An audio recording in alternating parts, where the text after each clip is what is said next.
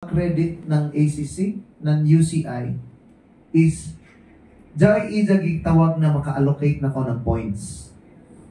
Especially sa atong mga athlete na gusto or nangandoy na muduwa ng Olympic. Okay?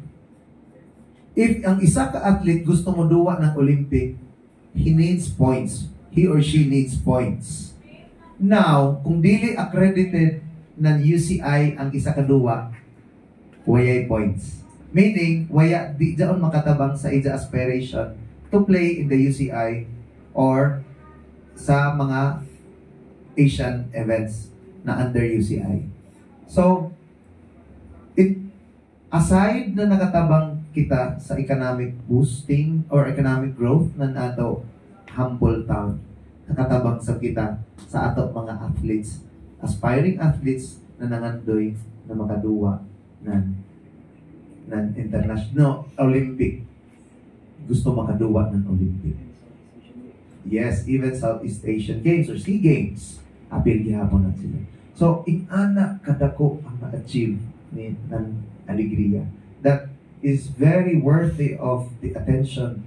Kay achievement man, dili raman siya achievement ng lungsod, but definitely, achievement siya ng tibuok province, ng tibuok region, and especially sa ato Mindanaoan. So, proud kita Karajaw na kita ang first nakakanda ini.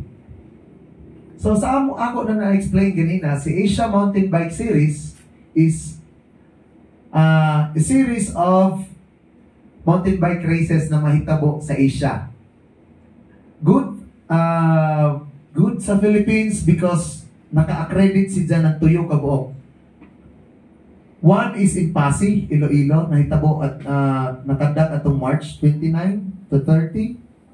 Then, ang recently concluded na also in AMS sa Balili Bike Park sa Negros, ini siya, Dumaguete City. Then, ang isa sa Japan.